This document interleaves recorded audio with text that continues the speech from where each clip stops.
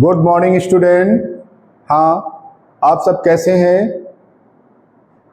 सभी लोगों ने अपनी अपनी क्लास में जो पिछला क्लास आपकी हुई थी वहां पर हम लोगों ने डिस्कस किया था केमिकल प्रॉपर्टीज ऑफ हैलोएल्कीन और हैलोअरीन्स।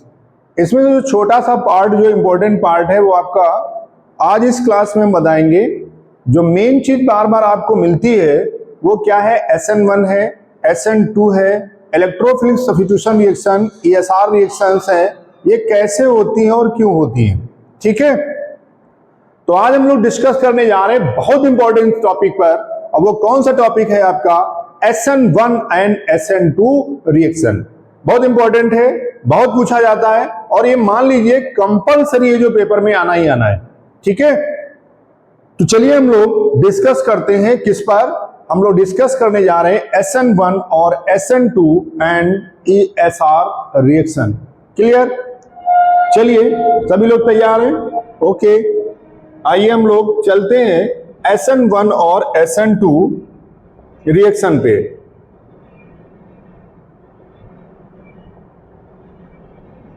देखिए यहां पर SN1, जैसे हम लोग जानते हैं कि SN1 क्या होता है। SN1 क्या है रिएक्शन?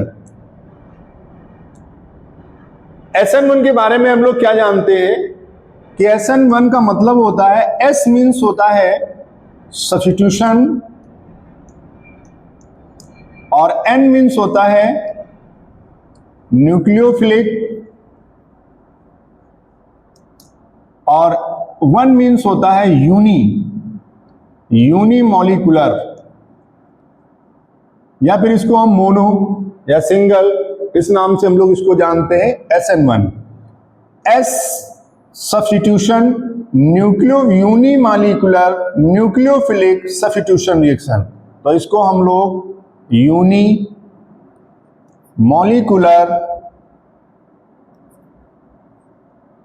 न्यूक्लियोफिलिक सब्स्टिट्यूशन रिएक्शन के नेम से इसको हम लोग जानते हैं। अब बात ये आती है कि यूनिमॉलिक्यूलर न्यूक्लियोफिलिक सब्स्टिट्यूशन रिएक्शन क्या है, कैसे हम लोग इसको पहचानेंगे? तो याद होगा पहली क्लास में हमने क्लासिफिकेशन पे डिस्कस किया था। तो वहां पर यहां पर सबसे इंपॉर्टेंट चीज क्या है? क्लासिफिकेशन। हम लोगों ने पता किया था कि 1 डिग्री, 2 डिग्री और 3 डिग्री हमारे पास क्या है? हैलोएल्कीन्स। तीन ही चीजें हम लोगों ने पढ़ी थी। कौन कौन सी? 1 डिग्री, 2 डिग्री एंड 3 डिग्री। अब यहां पर SN1 और SN2 में इसका इंपॉर्टेंस है। हम लोग इसको देखेंगे कि कहां पर 1 डिग्री का यूज हो रहा है, कहां पर 2 डिग्री का हो रहा है और कहां पर 3 डिग्री का हो रहा है। तो जब हमारा यूनिमॉलिक्यूलर अकेला सिंगल स्टेप में रिएक्शन करता है, क्या करता है? सिंगल न्यूक्लियोफाइल अकेले अगर अटैक करता है तो हमारा क्या होता है? SN1 होता है। ठीक है, कैसे अटैक करेगा? अगर हम यहां पर 3 डिग्री हैलाइड ले लेते हैं, ये देखिए ये Br है आपका, और यहां पर कोई भी न्यूक्लियोफाइल आकर के अटैक कर रहा है। क्लियर? यहां पर क्या लगा हुआ है? CH3, यहां पे क्या लगा हुआ है? CH3, यहां पर क्या लगा हुआ है? CH3। तो ये कर क्या रहा है? ये 3 डिग्री है और 3 डिग्री कार्बोकैटायन यानी टर्सरी जो कार्बोकैटायन होता है वो ज्यादा स्टेबल होता है, आप लोग जानते हैं। यहां पर Br क्या है? इन पोलर नेचर का है, ये तो निकलना चाह ही रहा है, ये तो भागना चाह ही रहा है क्योंकि ये अपनी ओर अट्रैक्ट कर रहा है। ये लोग क्या कर रहे हैं कि ये लोग यहां पर तीनों मिलकर के इस कार्बन की डेंसिटी को इंक्रीज कर रहे हैं। जब इस कार्बन की डेंसिटी को इंक्रीज करेंगे यहां पर इस तरीके से, तो ये करेगा क्या? इस न्यूक्लियोफाइल की कोई भी इस पर जरूरत नहीं है अटैक करने के लिए। क्यों जरूरत नहीं है? क्योंकि ये ऑलरेडी कार्बोकैटायन बनाने में सक्षम है। तो ये कार्बोकैटायन बना देगा, ये इस तरीके से कार्बोकैटायन ये बना के बैठा हुआ है। जैसे ही कार्बोकैटायन यहां पे बनेगा, ये न्यूक्लियोफाइल आकर के इस पर अटैक कर लेगा और प्रोडक्ट क्या फॉर्म कर लेगा। अगले स्टेप में, पहला स्टेप ये हो गया, स्टेप 1, और दूसरा स्टेप क्या हो गया, स्टेप 2, और यहां पर बन गया है आपका NU। NU आकर के सीधे जुड़ गया। ठीक है, इस न्यूक्लियोफाइल का इस Br को सब्स्टिट्यूट करने में कोई भी रोल नहीं है। क्यों रोल नहीं है? क्योंकि अगर हम इसको इस पर अटैक कराते, इस कार्बन की डेंसिटी को इंक्रीज करते, तब ये यहां से लीव होता। ठीक है, यहां पर न्यूक्लियोफाइल का कोई रोल नहीं है, इस न्यूक्लियोफाइल का कोई भी रोल नहीं है इसको सब्स्टिट्यूट कराने के लिए।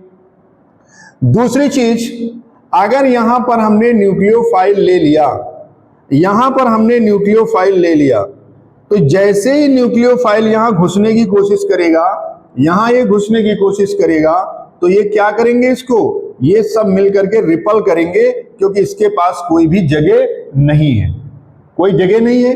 किस तरीके से समझेंगे इसको? यहां पर देखिए, ये यहां पर ये इसका एरिया हो गया, ये इसका एरिया हो गया, ये इसका एरिया होगा, तो यहां पे घुस रहा है, तो ये क्या कर रहे हैं तीनों मिलकर के, इसको रिपल कर रहे हैं। तो इधर से इस पर कोई अटैक नहीं करने दे रहे, ना तो इधर से इस पर कोई अटैक करने दे रहे हैं। जब अटैक नहीं करने देंगे तो क्या करेगा, ये खुद इसकी डेंसिटी को इंक्रीज करेंगे और इस Br को बाहर कर देंगे। कार्बोकैटायन बना बैठा हुआ है, जैसे ही कार्बोकैटायन बना बैठा होगा, ये न्यूक्लियोफाइल आकर के बॉन्ड फॉर्मेशन कर लेगा। ठीक है, तो ये तो हो गई आपकी SN1। अब इसी केस में अगर हम देखें SN2 का रोल, यहां पर अगर हम देखें SN2 का रोल क्या है, SN2 का मतलब हो गया, ये हो गया बाई, ठीक है, मॉलिक्यूलर न्यूक्लियोफिलिक, और ये क्या हो गया, वही substitution, bye molecular nucleophilic substitution reaction हो गई। ठीक है,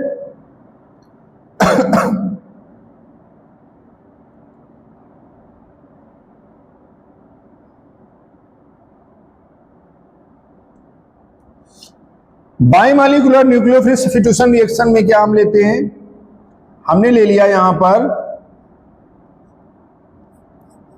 ये हमने ले लिया Br, यहां पर हो गया H। तो न्यूक्लियोफाइल करेगा क्या, यहां पर जो न्यूक्लियोफाइल है वो अटैक करेगा, ये यहां ऐसे अटैक कर रहा है। जैसे ही अटैक कर रहा है न्यूक्लियोफाइल, यहां से अगर हम इसको देखें तो न्यूक्लियोफाइल अटैक करेगा। जब ये न्यूक्लियोफाइल अटैक करेगा फ्रंट साइड और बैक साइड दोनों तरफ से, तो ये जो ग्रुप लगा हुआ है, ये हाइड्रोजन एटम जो लगे हुए हैं, ये इसको रिपल नहीं करेंगे।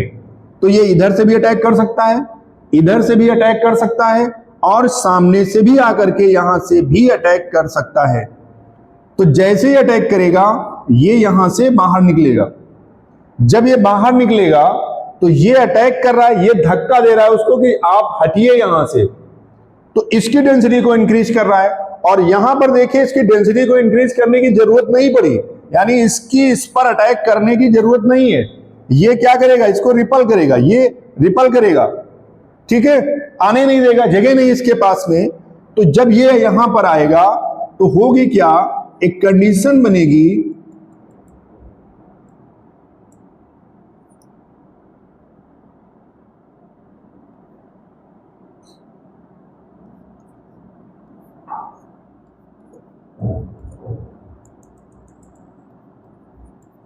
और इस कंडीशन को हम लोग क्या कहते हैं, ट्रांजिशन स्टेट बोलते हैं। ये इस पर अटैक कर रहा है, ये इस पर अटैक कर रहा है, ये यहां से छूट रहा है, दोनों एक दूसरे के साथ काम कर रहे हैं इक्वल। न्यूक्लियोफाइल भी काम कर रहा है, बीआर भी काम कर रहा है, तो दो कर रहे हैं ना, तो by molecular by nucleophilic substitution reaction हो गई। क्लियर भाई, ये यहां पर अटैक कर रहा है तब ये जा रहा है, और यहां पर अटैक करने की जरूरत इसकी नहीं पड़ी, ये अटैक नहीं कर रहा है, ये खुद कार्बोकेटाइन जनरेट कर रहा है, और यहां पर कार्बोकेटाइन बनाना पड़ रहा है, ये इस पर अटैक कर रहा है तब ये बाहर जा रहा है। तो ये कौन सी स्टेट हो गई इसकी? ट्रांजिशन स्टेट हो गई। ट्रांजिशन स्टेप हो गया। अगले स्टेप में क्या होगा? बीआर इसका बाहर चला जाएगा और बन क्या जाएगा आपके पास? NU H H और H, न्यूक्लियोफिलिक सब्स्टिट्यूशन रिएक्शन हो जाएगी। तो हमें देखना क्या है? हमें इन दोनों में डिफरेंस क्या देखना है कि जो SN1 रिएक्शन है ये 3 डिग्री में फास्टर होगी देन 2 डिग्री में देन 1 डिग्री में। क्लियर? और जो हमारी SN2 रिएक्शन है, जो ये वाली रिएक्शन है, वो 1 डिग्री में फास्टर होगी देन 2 डिग्री देन 3 डिग्री। कहने का मतलब ये है कि अगर SN1 रिएक्शन हो रही है तो 3 डिग्री में फास्टर हो जाएगी, SN2 रिएक्शन है वो 1 डिग्री में जल्दी से होगी, 3 डिग्री में बाद में होगी। तो ये दोनों क्या हो गए? कॉमन हो गए 2 डिग्री। 2 डिग्री SN1 भी कर रहा है, 2 डिग्री SN2 भी कर रहा है। तो हमें दोनों का डिफरेंस क्या देखना है? एक हमें ये पकड़ना है और एक हमें ये पकड़ना है कि 1 डिग्री और 3 डिग्री, अगर SN1 SN2 की बात आती है, 1 डिग्री और 3 डिग्री। तो यहां पर रेट डिटरमिनिंग जो स्टेप आपसे पूछा जाएगा SN1 के लिए, तो रेट क्या होगा? रेट डायरेक्टली प्रोपोर्शनल टू होगा रिएक्टेंट के, रिएक्टेंट। और जो यहां पर होगा इसका जो रेट डिटरमिनिंग स्टेप होगा वो क्या होगा? Rate directly proportional to reactant and nucleophile. यानी रेट जो इसका होगा वो दोनों पे डिपेंड करेगा, और यहां पर जो इसका रेट होगा ओनली डिपेंड किस पर करेगा? रिएक्टेंट पे डिपेंड करेगा। ठीक है, क्लियर हुआ?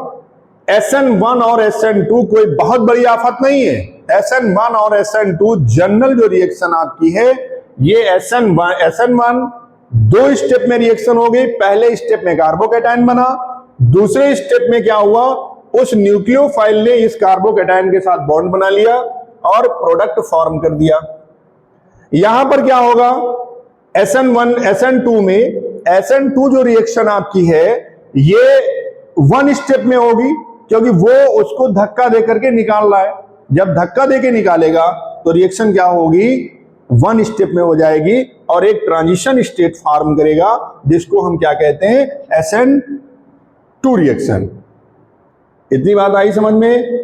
SN1 और SN2 रिएक्शन में। ठीक है, अब हम लोग क्या देखते हैं, नोट करिए इसको।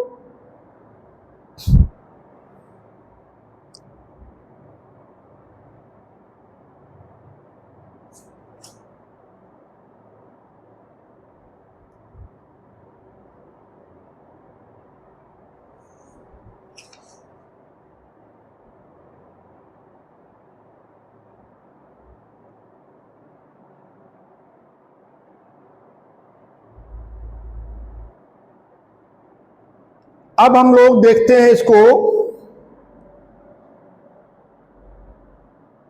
इसी का स्टीरियोकेमिकल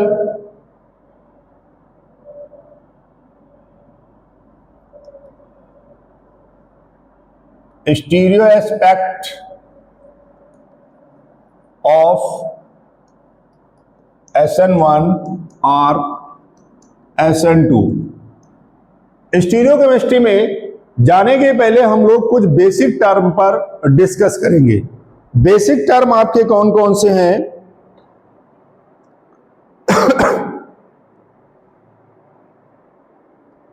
पहला जो है हमारा वो है प्लेन पोलराइज्ड लाइट।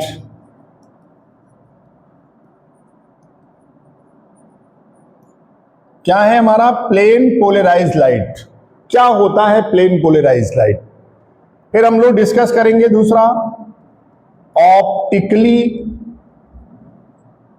एक्टिव। फिर हम लोग डिस्कस करेंगे इन्वर्जन पर। फिर हम लोग रिटेंशन पर, और उसके बाद हम लोग रेसिमाइजेशन पर डिस्कस करने जा रहे हैं। ठीक है, तो सबसे पहले हम लोग प्लेन पोलराइज्ड लाइट को समझते हैं कि what do you mean by plane polarised light, क्या होती है। प्लेन पोलराइज्ड का मतलब ये होता है कि जैसे देखिए, विजिबल जो लाइट हमारी होती है ये ऑल डायरेक्शन में अवेलेबल है, ये सभी डायरेक्शन में है, चारों तरफ है।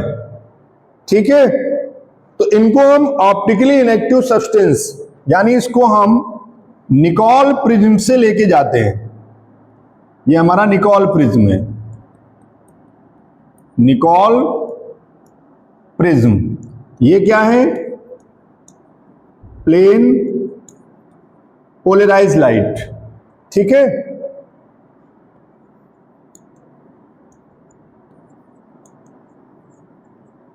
ये हमारा प्लेन पोलराइज्ड लाइट है। इसको जब निकोल प्रिज्म से लेके जाते हैं तो क्या होता है? ये लाइट निकोल प्रिज्म से होती हुई जैसे निकलती है वैसे क्या हो जाती है? स्ट्रेट हो जाती है, सीधी हो जाती है। और अगर इसको हम सब्सटेंस, कोई भी ऑर्गेनिक सब्सटेंस है, उसके अंदर से इसको हम पास कराते हैं, यहां से गई और यहां से बाहर निकल रही है। ठीक है, ऑप्टिकली इनएक्टिव सब्सटेंस। तो ये लाइट होती क्या है? सीधी हो जाती, यूं आर डायरेक्शन में थी, सीधी हो गई। ये डायरेक्शन क्या था? अभी देखिए लाइट सभी जैसे कोई लाइट आपके ऊपर पड़ रही है तो सभी डायरेक्शन से आ रही है, और जैसे हम इसको ऑप्टिकली इनएक्टिव सब्सटेंस निकालते हैं तो ये लाइटें कैसे हो गई? सीधी, सिंगल प्लेन में हो गई। सिंगल प्लेन में होने का मतलब ये हुआ कि ये दो तरीके से रोटेशन करती हैं। अगर ये कर रही हैं, इनका जो रोटेशन है, तो इनकी जो लाइट है ये, अगर ये यू एंगल में कन्वर्ट हो रही है, ये एंगल बना रही है, इस एंगल में ये एंगल बना रही है, तो इस लाइट को हम लोग क्या कहते हैं? डेक्स्टो रोटेटरी। क्या बोलते हैं? डेक्स्टो रोटेटरी, डी। और अगर यही यू कन्वर्ट हो जाता है, उल्टा आता है, तो ये लीवो रोटेटरी यानी एल फॉर्म हो जाता है। ठीक है, दो ही तरीके से रोटेशन होगा, या तो यू एंगल फॉर्म करेगा या फिर यू एंगल फॉर्म करेगा। डी प्लस में कन्वर्ट हो गया, ये क्या हो गया? माइनस में कन्वर्ट हो गया। यानी क्लॉकवाइज अगर घूम रहा है, एंटी क्लॉकवाइज घूम रहा है, अपोजिट, भाई इधर से जा रहा है या फिर इधर आ रहा है, दो में से एक ही चीज हो सकती है। तो अगर जो सब्सटेंस ऐसा करते हैं, जो सब्सटेंस ऐसा करते हैं, रोटेशन जो कराते हैं, वो सब्सटेंस क्या कहलाते हैं? Optically active substance. जो प्लेन पोलराइज्ड लाइट को डेक्स्ट्रोरोटेटरी या लीवरोटेटरी रोटेट कर देते हैं, तो वो क्या कहलाते हैं? ऑप्टिकली एक्टिव सब्सटेंस कहलाते हैं। अब optically causes of optically active क्या होते हैं, किस बात पे डिपेंड करते हैं? तो पहली चीज है nature of optically active compound. जो कंपाउंड हमने लिया है उसके नेचर पर डिपेंड करते हैं। दूसरा, कंसंट्रेशन ऑफ सॉल्यूशन पे डिपेंड करेंगे, कंसंट्रेशन ऑफ सॉल्यूशन पे डिपेंड करेंगे। तीसरा क्या है, टेम्परेचर पर डिपेंड करेंगे, टेम्परेचर क्या है उस सॉल्यूशन का। वेवलेंथ पर डिस्टेंस करेंगे, वेवलेंथ लैम्डा पर डिपेंड करेगा। और पांचवा जो पॉइंट है, डिस्टेंस पर डिपेंड करता है। ये इसका रीजन है। अब इसमें जो मेन चीज समझने वाली है वो है क्या है, कॉजेज,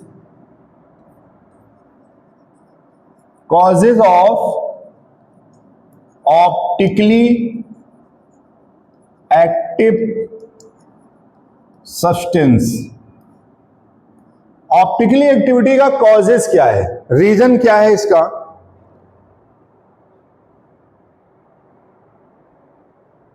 जैसे यहां पर KClO3 पोटेशियम क्लोरेट ये कंपाउंड है आपका।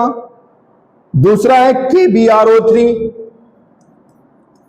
KBRO3 ये कंपाउंड हो गया, ठीक है। तीसरा कंपाउंड है KI4, KI4। ये ऐसे कंपाउंड्स हैं जो सॉलिड स्टेट में, ये सॉलिड स्टेट में है, जो ऐसा काम करते हैं। सीधी सी बात है, जब ये सॉलिड स्टेट में रहेंगे तो ऑप्टिकली एक्टिविटी इसके अंदर होगी, ये याद रखना है आपको।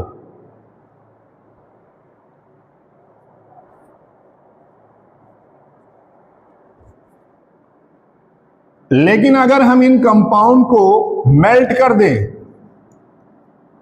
मेल्ट कर दिया, ठीक है, एक्वस सॉल्यूशन में कन्वर्ट कर दिया, एक्वस सॉल्यूशन में इसको हम लाते हैं या किसी सॉल्वेंट में इसको हमने डाल दिया, सॉल्वेंट, तो ये काम नहीं करेंगे। सीधी सी बात है, ये काम नहीं करेंगे, ये चीज आपको देखना है।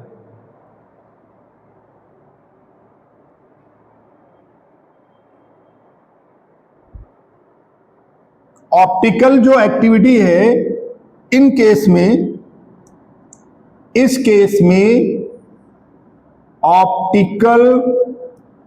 ऑप्टिकली एक्टिविटी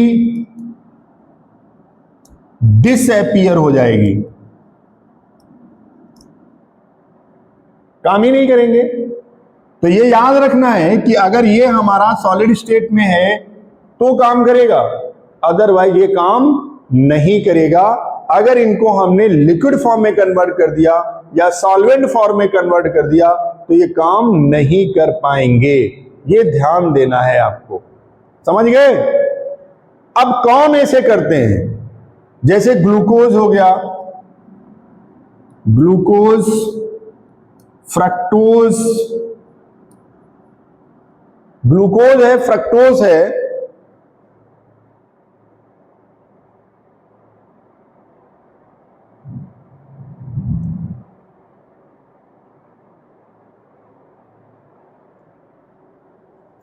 लैक्टिक एसिड है, लैक्टिक एसिड, टार्टेरिक एसिड,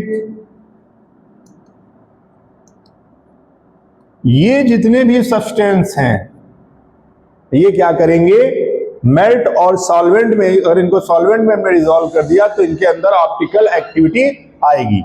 क्या आएगी, ऑप्टिकल एक्टिविटी पास होगी, ठीक है। तो दो चीजें हमको ध्यान देना है, क्योंकि ये आयन में कन्वर्ट होते हैं, ये जितने भी कंपाउंड हैं ये क्या बनाएंगे, आयन फॉर्म करेंगे, और ये अपने मॉलिक्यूल में ब्रेक होते हैं, मॉलिक्यूल जो इनका है उसमें ब्रेक होंगे। ये चीज आपको ध्यान देनी है, बहुत इंपॉर्टेंट चीज है। जनरली हम लोग क्या करते हैं कि आयन में कन्वर्ट हो गया, हम लोग जानते हैं आयन में कन्वर्ट, क्योंकि यहां पर इनकी क्रिस्टल स्ट्रक्चर पर डिपेंड करेगा, क्रिस्टल स्ट्रक्चर पे डिपेंड करता है, इनके लैटिसेस जो होते हैं उन पर डिपेंड करता है। लेकिन यहां पर ग्लूकोज, फ्रक्टोज, टार्टरिक एसिड और लैक्टिक एसिड ऑप्टिकल एक्टिविटी यहां पर शो करेंगे, ये आपको ध्यान देना है, बहुत इंपॉर्टेंट चीज है। दूसरी चीज आपको देखना है यहां पर एकाइरल और कायरलिटी, दो चीजें यहां पर एक वर्ड आपको मिलेगा, एकाइरल और एक कायरलिटी। बहुत सिंपल सा टॉपिक ये है कि इसमें कैसे समझना है हमको, कब एक एकाइरल होगा और कब एक कायरलिटी होगी। कायरलिटी का मतलब मीन्स ये हुआ कि कायरलिटी हम कैसे समझ पाएंगे, जैसे ये कार्बन एटम है, इसकी 4 वैलेंसीज हैं, इन वैलेंसीज में ऑल वैलेंसी सेटिस्फाइड और अनदर ग्रुप आर एटम। बस एक चीज दिमाग में रखनी है, यहां पर ए है, यहां पर बी है, यहां पर सी है, यहां पर डी है। क्लियर? अगर ऐसी कंडीशन आती है, कंपाउंड आपको दिखता है, अगर आप उसे ओपन करना जानते हैं तो no problem, this is the chiral. अगर कायरल है तो स्टीरियोकेमिस्ट्री होगी। बस इतना दिमाग में रखना है कि स्टीरियोकेमिस्ट्री कायरलिटी पर डिपेंड करेगी। अगर वो कायरल नहीं है तो डिपेंड नहीं करेगी, आगे आपको सोचने नहीं है। चाहे जैसा क्वेश्चन आए तुरंत आपको उठा लेना है, क्या देखना है, कायरलिटी देखनी है, दूसरा कुछ भी सोचना ही नहीं है कि कायरल है कि नहीं है। क्यों है ऐसा? अगर ऐसी कंडीशन आती है तो यहां पर इन्वर्जन और रिटेंशन, ये दो कंडीशन जनरेट होंगी, ये देखना है।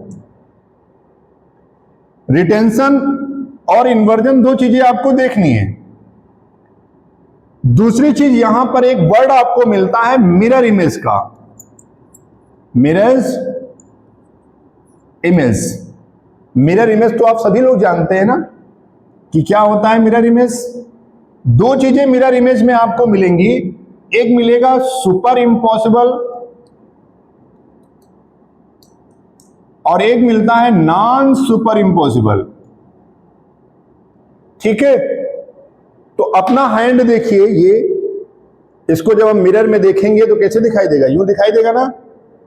तो ऐसे उठाया और ऐसे रख दिया, तो जो ये वाली फिंगर है यहां पे आ रही ना, और अगर ऐसे उठाया ऐसे रख दिया तो ये कंडीशन आ गई, हो गई ना। तो कौन सा मिरर, ये देखिए, वन हैंड अपोजिट, यूं लाए और यूं रख दिया तो सुपर इम्पॉसिबल होगा, नो। यूं रख दिया तो सुपर इम्पॉसिबल होगा, यूं रख दिया नॉन सुपर इम्पॉसिबल होगा। सीधी सी बात है। यहां पर केवल आप अपना हैंड देखिए, तो जैसे हम इसका मिरर इमेज बनाते हैं, ए बी सी डी, इसका मिरर बनाया, ये डाल दिया हमने। तो दूसरा क्या देख रहे हैं आप, ये वाला यहां पर दिखेगा ना, कंडीशन तो वही बन रही है, ये कांस्टेंट हो गया, ये तो वैसे दिखेगा मिरर में, ये वाला यहां आ जाएगा और ये वाला यहां आ जाएगा और ये वाला कांस्टेंट रहेगा, होगा। अब आप इसको उठाइए, यूं पेज को, एक पेज पे हमने बनाया, पेज को यूं पलट दिया तो ये वाला कहां पर आएगा, यहां पर आएगा, और ये वाला कहां पर जाएगा, जब ये वाला अपनी जगह पे आएगा कि नहीं आएगा, आ जाएगा। तो दोनों चीजें में देखनी, ये उठा करके जब हम ऐसे रखेंगे तो बी के ऊपर डी आएगा और डी के ऊपर बी आएगा, दोनों चीजें यूं और यूं। तो ये वर्ड बहुत फंसता है, सुपर इम्पॉसिबल और नॉन सुपर इम्पॉसिबल।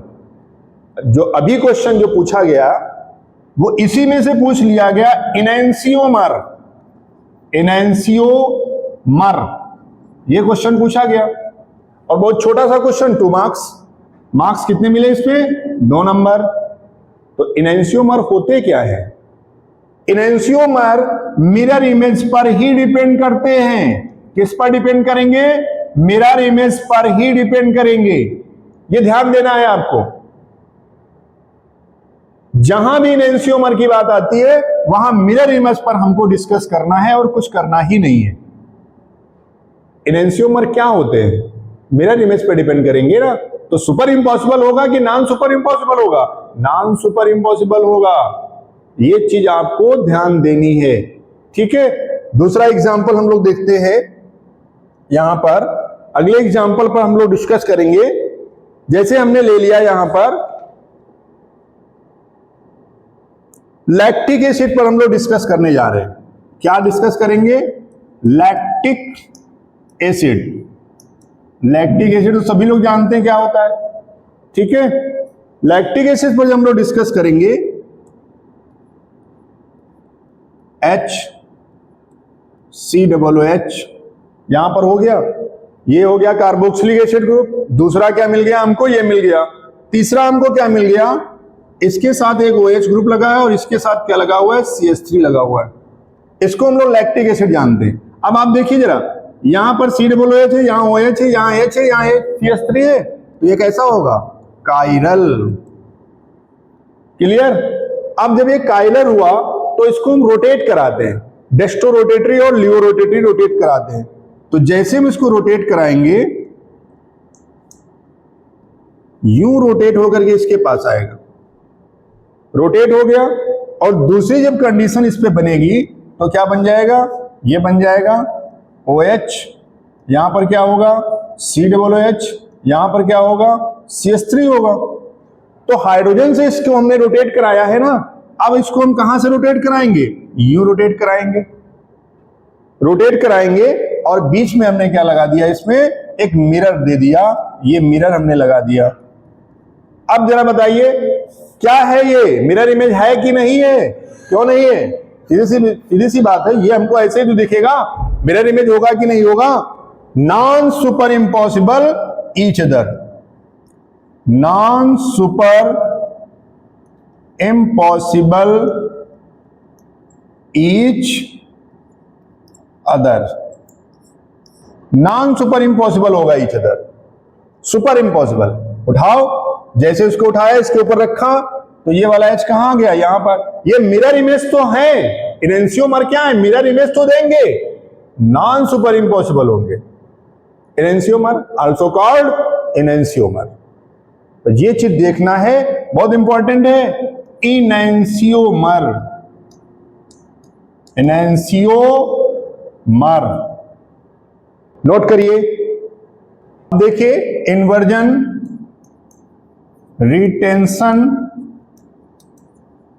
और रेसिमाइजेशन, इस पर हम लोग देखना है। हमने एक कंपाउंड ले लिया आपका। ये कंपाउंड जो आपने लिया है ये ले लिया।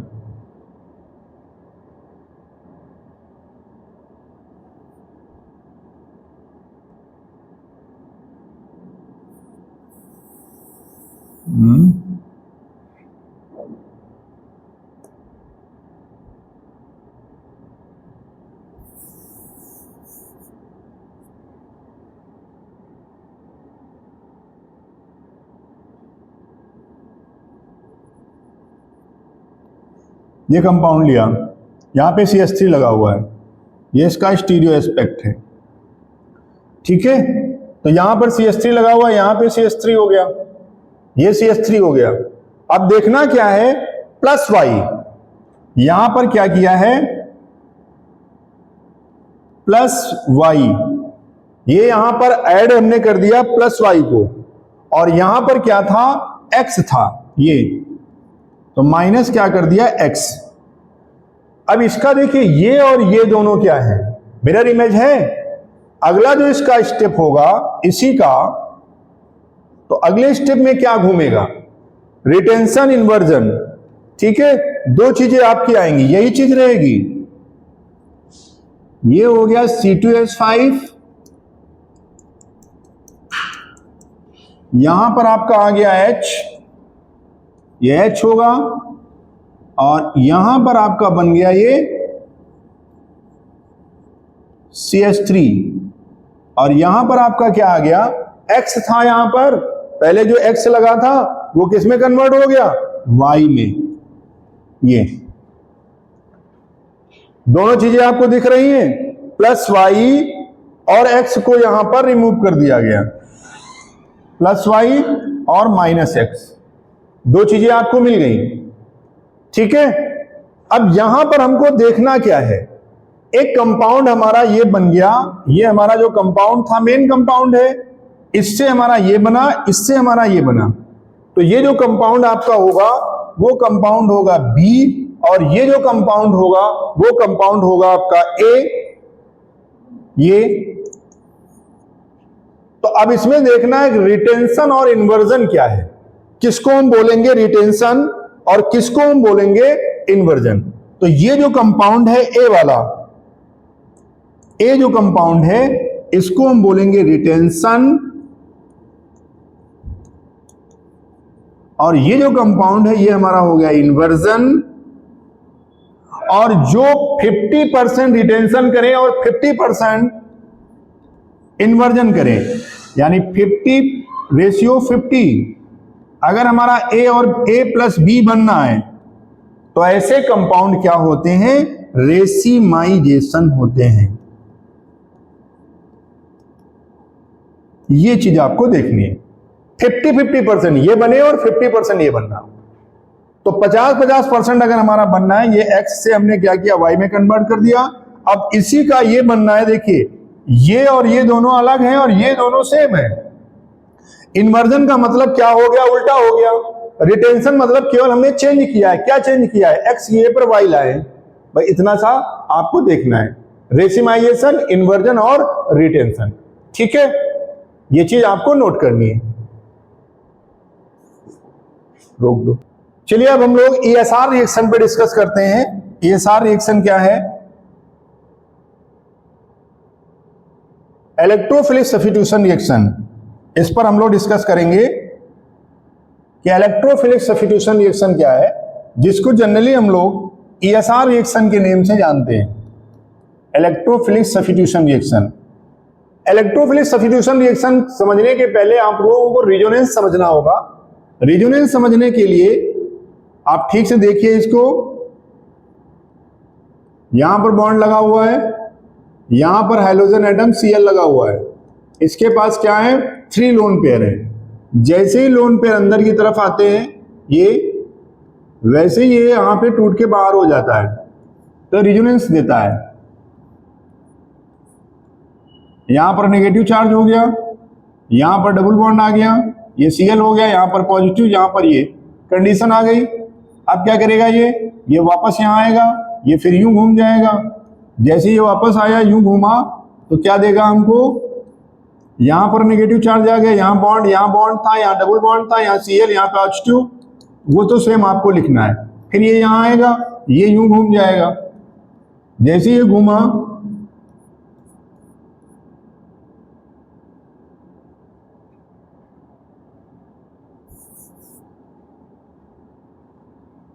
यहां पर नेगेटिव चार्ज आया, ये डबल बॉन्ड था, यहां पर Cl हो गया, ये कंडीशन आ गई आपकी। तो आप देख क्या रहे हैं, ये फर्स्ट ग्रुप है, तो यहां पर क्या देख रहे हैं, आर्थो पोजीशन है ना, ये आर्थो पोजीशन हो गई इसकी,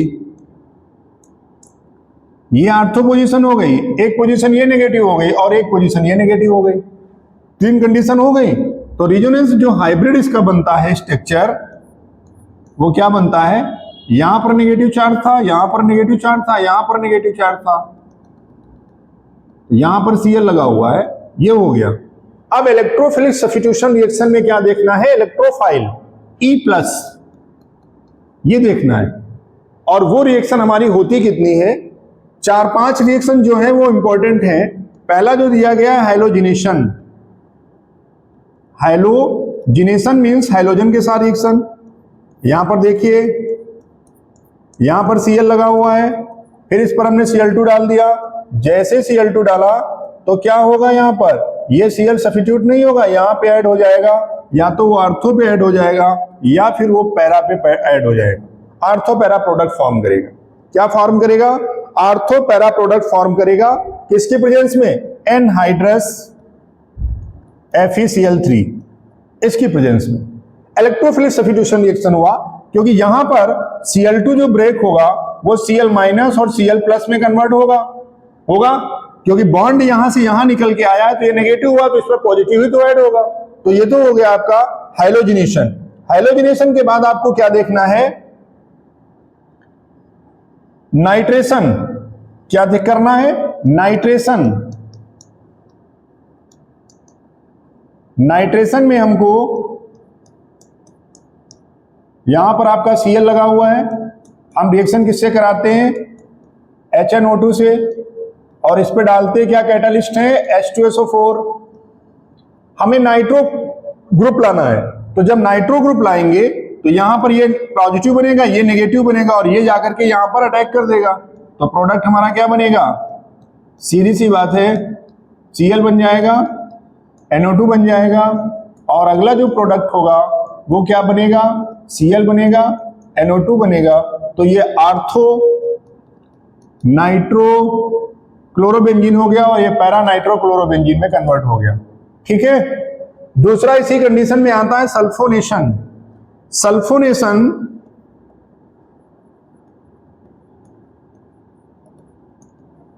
जो सल्फोनेशन हमारा है वो क्या है, H2SO4 से रिएक्शन कराते हैं, यहां पर यही रिएक्शन करेगा और यही कैटालिस्ट का काम करेगा। तो इसके 2 मोल हमने ले लिए, कंसंट्रेट डाल दिया यहां पर, तो क्या प्रोडक्ट बनेगा, Cl हो गया, सल्फोनिक एसिड ग्रुप आपको मिलेगा, ये सल्फोनिक एसिड ग्रुप है, आर्थो पैरा प्रोडक्ट फॉर्म करेगा। ठीक है। तो हाइलोजिनेशन, नाइट्रेशन और सल्फोनेशन पे हम लोग डिस्कस करते हैं। अब हम लोग क्या देखते हैं, फ्रीडल क्राफ्ट, बहुत इंपॉर्टेंट रिएक्शन है, बहुत पूछी जाती है, Friedel craft reaction. Friedel craft ने 2 रिएक्शन दी थी, एक रिएक्शन दिया था एल्काइलेशन और दूसरा लिया था एसाइलेशन। फ्रीडल क्राफ्ट, एल्काइलेशन और एसाइलेशन, तो दोनों में डिफरेंस क्या है, क्या डिफरेंस हम लोग देखते हैं। ये देखिए हमने ले लिया यहां पर क्लोरोबेंजीन और इसकी रिएक्शन हमने करा दी एल्किल हैलाइड से, CH3Cl से करा दिया, तो ये बन गया पॉजिटिव, ये बन गया नेगेटिव, यहां पर ये नेगेटिव पॉजिटिव बना। अब प्रोडक्ट जो बनेगा वो क्या प्रोडक्ट देगा, यहां पर CH3 लग जाएगा और आर्थो पैरा प्रोडक्ट दोनों यहां पर फॉर्म हो जाएंगे, ये Cl बन गया, ये CH3 हो गया। ठीक है। 2 चीजें हमको मिल गई एनहाइड्रस AlCl3 की प्रेजेंस में, एनहाइड्रस AlCl3 की प्रेजेंस में। ये एनहाइड्रस AlCl3, इसका रोल क्या है, ये जो Cl निकला हुआ है ये यहां पे कन्वर्ट हो जाएगा, AlCl4 बना लेगा, ये अपने पास रख लेगा, क्या बनाएगा, AlCl4 नेगेटिव में कन्वर्ट हो जाएगा। सेम कंडीशन आती है एसाइलेशन में, दोनों में डिफरेंस यही होगा। एक डिफरेंस हमको जो मिलता है वो एसिटिल क्लोराइड ग्रुप का है, ये एसिटिल क्लोराइड ग्रुप है। यहां पर हमको देखना क्या है, एसिटिल क्लोराइड ग्रुप में क्या कन्वर्ट करना है, एनहाइड्रस AlCl3 हमने ले लिया यहां पर। यही सबसे बड़ी समस्या आती है कि यहां पर ये वाला कार्बन क्या बनेगा, पॉजिटिव में कन्वर्ट होगा और ये जो Cl है ये नेगेटिव में कन्वर्ट हो जाएगा। तो सेम उठा करके आप पेस्ट कर दीजिए, केवल आपको क्या याद रखना है, इसमें ग्रुप याद रखना है, ग्रुप। ये इतना जो पार्ट आपको दिख रहा है एसिटोफिनोन, तो क्लोरो यहां पे जुड़ गया, सब्स्टिट्यूएंट तो क्लोरो एसिटोफिनोन में कन्वर्ट हो गया, ये इतना पार्ट। तो एसिटिल एल्काइलेशन, इसको हम लोग एल्काइलेशन के नेम से जानते हैं, एल्काइलेशन, और ये हमारा हो गया एसाइलेशन। क्यों, क्योंकि ये जो ग्रुप हमारा है ये हमारा एसिटिल ग्रुप के नेम से इसको हम जानते हैं, एसिटिल ग्रुप। बहुत इंपॉर्टेंट है, बहुत पूछी जाती है, कई तरीके से इसको पूछा जाता है। यहां पर कोई ग्रुप आर आइटम लगा दे, उससे कोई लेना देना नहीं है। क्यों, क्योंकि ये इसार रिएक्शन है, इलेक्ट्रोफिलिक सब्स्टिट्यूशन है, और इलेक्ट्रोफिलिक सब्स्टिट्यूशन के लिए हाइब्रिड जो मैंने बनाया था वो आप अपने दिमाग में रखिएगा। ये जो यहां पर ये नेगेटिव बनेगा, ये नेगेटिव बनेगा, और ये नेगेटिव बनेगा। ये जो पोजीशन है ये आर्थो पोजीशन है, ये जो पोजीशन है मेटा पोजीशन है, और ये पोजीशन जो है वो पैरा पोजीशन है। तो या तो ये आर्थो प्रोडक्ट देगा या तो ये पैरा प्रोडक्ट देगा। और ये क्यों देगा? क्योंकि ये जो ग्रुप है आपका लगा हुआ है ये कौन सा है? आर्थो पैरा डायरेक्टर है। ये आर्थो पैरा डायरेक्टर है। ये हो गई इलेक्ट्रोफिलिक सब्स्टिट्यूशन रिएक्शन। इन्हीं इलेक्ट्रोफिलिक सब्स्टिट्यूशन रिएक्शन में एक और छोटा सा क्वेश्चन पूछा जाता है कि जो क्लोरोबेंजीन है ये इलेक्ट्रोनेगेटिव का भी काम करता है, ये लोन पेयर भी इसके पास में है, तो ये रिंग एक्टिवेटर का भी काम करता है। तो कब ये इलेक्ट्रोनेगेटिव का काम करेगा, कब ये इसका काम करेगा, किसका? आर्थो पैरा डायरेक्टर का। तो सबसे पहले यहां पर ये आर्थो पैरा डायरेक्टर का काम करेगा क्योंकि ये लोन पेयर इसके पास अवेलेबल है, रेजोनेंस में आ जाते हैं, अल्टरनेट सिंगल और डबल बॉन्ड इसको मिलते हैं, तो ये आर्थो पैरा डायरेक्टर का काम प्रायोरिटी पर करेगा। कई बार ये क्वेश्चन पूछा गया, लेकिन अब पुराना हो गया तो बहुत ज्यादा नहीं पूछा जाता है, लेकिन फिर भी कभी कभी पूछ दिया जाता है कि ये रिंग एक्टिवेटर है कि डीएक्टिवेटर। तो जो जिसके पास सफिशिएंट अमाउंट है, यहां पर क्या है, इसके पास अमाउंट क्या है, सफिशिएंट है। बॉन्ड बनाने के बाद भी, जैसे आपकी कोई रिक्वायरमेंट है, आपकी रिक्वायरमेंट पूरी होने के बाद भी आपके पास सफिशिएंट अमाउंट में कोई चीज अवेलेबल है तो आप देना पसंद करेंगे, और अगर आपके पास नहीं है तो आप लेना पसंद करेंगे ना। तो बॉन्ड बनाने के बाद इसके पास में 6 इलेक्ट्रॉन बच जाते हैं ये, तो ये कुछ भी कर सकते हैं, इनके पास अमाउंट है। और फिर इनको सिस्टम मिल रहा है, कौन सा सिस्टम? अल्टरनेट, जिसे हम कॉन्जुगेट सिस्टम कहते हैं। तो सबसे पहले ये आर्थो पैरा डायरेक्टर का काम करेगा, ये आपको ध्यान देना है, ठीक है। नेक्स्ट क्लास हम लोग डिस्कस करेंगे इनमें पीवाईक्यू क्वेश्चन जो पूछे गए हैं, जो बहुत ज्यादा इंपॉर्टेंट क्वेश्चन है, उन पे हम लोग डिस्कस करेंगे, और पूरे चैप्टर को 20 मिनट में रिवीजन करेंगे, ओनली 20 मिनट। पूरे हमारे जो चारों क्लास से हैं आप ठीक से देखिए, और देखने के बाद फिर इसी पर हम बताएंगे आपको किस टाइप के जनरली क्वेश्चन पूछे जाते हैं। यानी केवल 20 मिनट में इस चैप्टर को रिवाइज करना है। अगली क्लास आपको मिलेगी, वहां पर 20 मिनट में रिवीजन होगा पूरे होल चैप्टर का, उस पर डिस्कस करेंगे किस तरीके से क्वेश्चन आते हैं और कौन से ज्यादा इंपॉर्टेंट है।